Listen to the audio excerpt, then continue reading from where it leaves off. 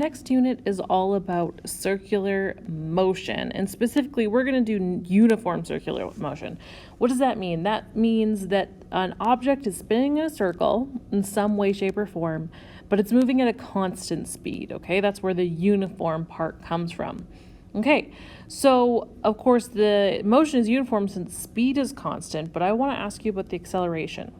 Well, actually, first let's talk about the velocity. So we know that acceleration exists if velocity changes. Now, the speed is constant, but something that's moving in a circle, is its velocity constant?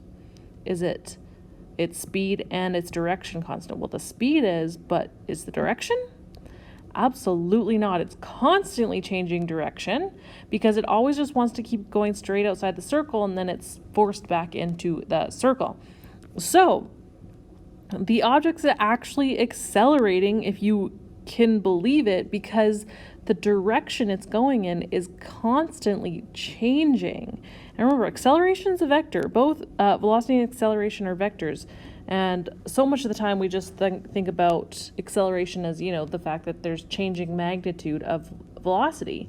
But if the direction of your velocity is changing, there's also acceleration. So this is going to be a big switch in your brain because we're so used to, at this point, acceleration meaning you're speeding up or slowing down. But what if the speed is constant? It's not speeding up or slowing down, but the direction is under constant change. That's still acceleration. Okay, so it's going to be a little bit of a change to your brain, but we're going to call that circular acceleration, okay, or centripetal acceleration. And that acceleration is always directed towards the center of the circle. Okay, so if we look at our velocities, they always want to go straight out like this. Okay, so when the ball's at this point, it wants to just go straight off. Okay, that's what, when you're spinning something in a circle and then you let it go, it just goes straight at the point that you let it go, from where you let it go. So your velocity is always what we call tangential to the circle. Remember, a tangent line is a line that hits a curve at only one point. So your velocity is always tangential to the circle. This just wants to keep going in that direction, but something is forcing it to stay in a circle. And which way is it forcing it? It's forcing it inwards towards the circle, so our acceleration is always here.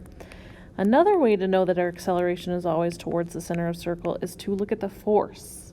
So I want you to picture a tetherball, okay?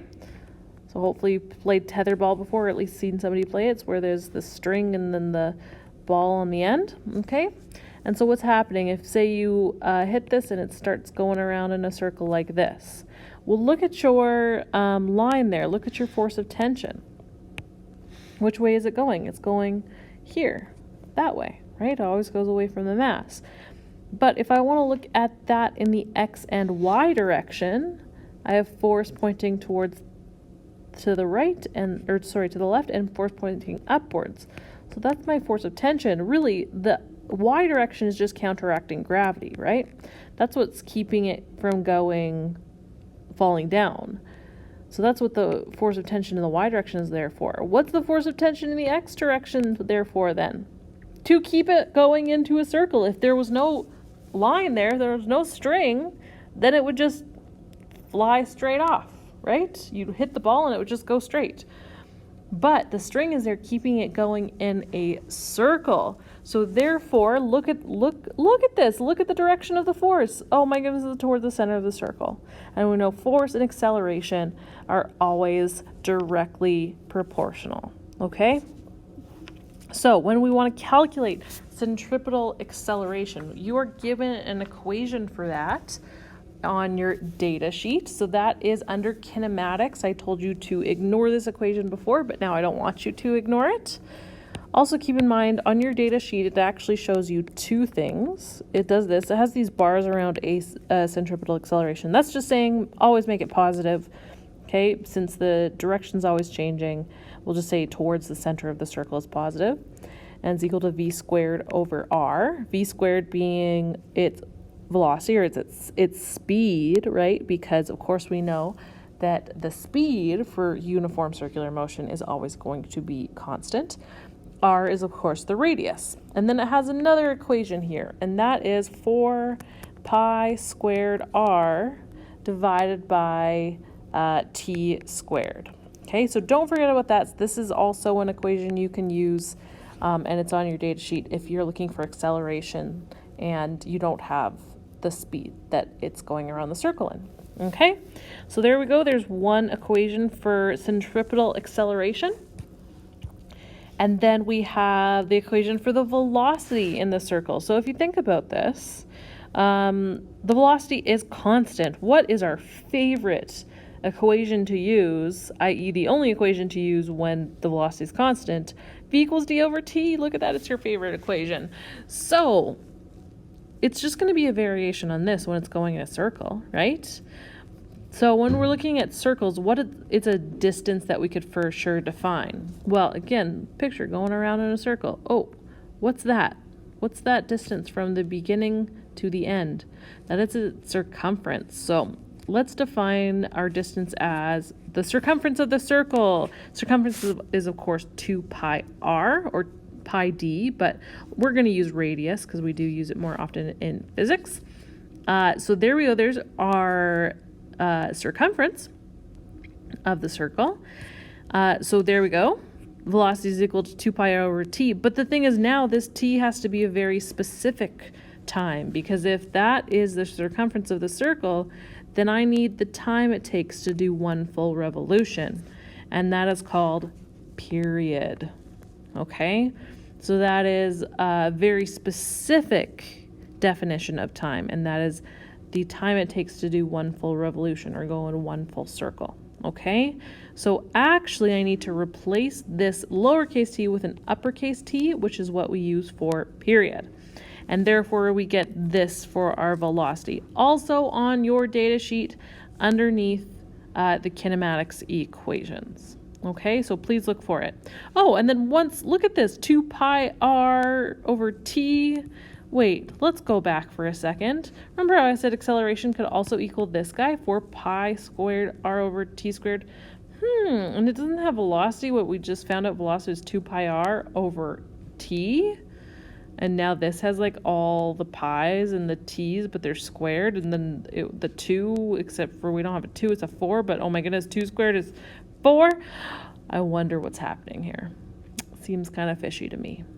Okay, so obviously you can get this equation just by substituting in what we found for velocity for right in there in this velocity.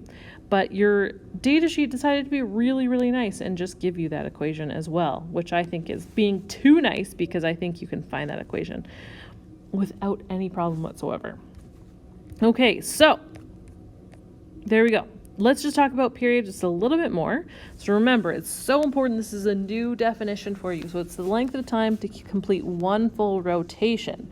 Now there's something else that's kind of related to period, and that's something called frequency. Okay, so that's the number of circles completed per unit time. Okay, so period is time to complete one circle. Frequency is number of circles completed per unit time. I don't know if you notice there, those are just kind of like the inverse of each other. And that's exactly what they are. So period is time per amount of cycles, and frequency is the amount of cycles per unit time, right? So they're very, very closely related. So sometimes instead of period, you're given frequency, and you're expected to be able to find time from that. So for example, you'll run into a question that says, you know, a record spins at 24 rotations per minute. So the rotations per minute is telling you, oh, frequency, okay? Because frequency always has time on the bottom of the fraction. So if it's ever a per unit time kind of thing, then you could be given the frequency, okay? So it's usually, there's rotations per minute, but if it's something per second, rotations per second, that's actually called hertz, those units, okay? And that's just named after, of course, an old dead white guy, as most of these last name units are. So hertz was a guy that did a lot of work with this. And then, of course, period is still just measured in seconds, because it really is just the time it takes for something to do one full cycle or one full rotation or revolution, okay? So how do we calculate period if we are given frequency. Super easy right there.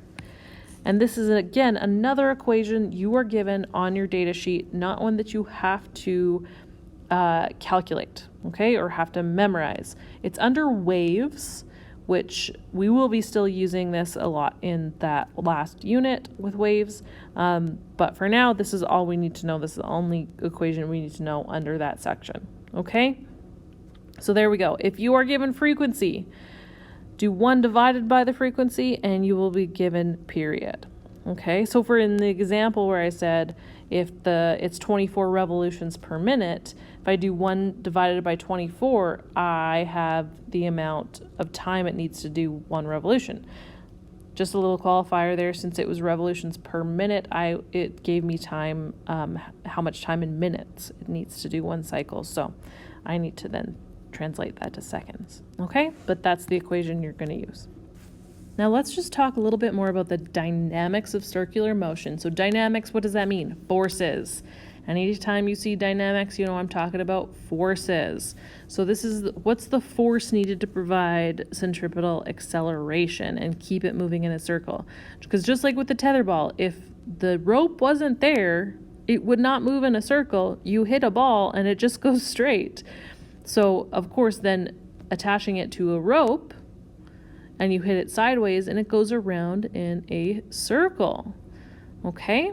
But also what we saw in that situation was the net force has to be in the direction of acceleration towards the center of the circle, okay? And if there is a net force that's going towards the center of the circle, there is centripetal force and there's centripetal motion. But if there is no net force towards the center of the circle, it's not going to be moving in a circle. So you know anything moving in a circle, its net force is overwhelmingly towards the center of the circle, okay? That doesn't mean that there's no forces opposing the center of the force that's going towards the center of the circle. It just means net force is towards the center of the circle. Therefore, the force going towards the center of the circle has to be bigger than the force going away from the circle. Okay, so this is called centripetal force. Centripetal literally means center seeking. So that just describes the direction of the net force, meaning the force going towards the middle of the circle needs to be bigger than the force going away, or any of the forces going in other directions, okay? It's not actually a new type of force. I should never see FC on a free body diagram. It's always going to be, centripetal force is always being supplied by some other kind of force, okay? So again, with the tetherball, what was supplying the centripetal force? The rope, because without this rope here, it wouldn't be moving, okay? And again, we figured out that the Y direction was really just counteracting gravity, and it was the X direction that was supplying our centripetal force, okay? So in here, force of tension showed up as our centripetal force. But other things can happen here. For example, have you ever tried to turn your car on a really icy day? Turn it around a corner. What happens if it's too icy? Does your car turn? No, it just keeps going straight. Why is that? Because there's not enough friction between your tires and the ground to actually make it turn, right? Newton's first law. Things want to just go how they've been going. Things like to go in a straight line. They're not going to turn unless you force them to turn.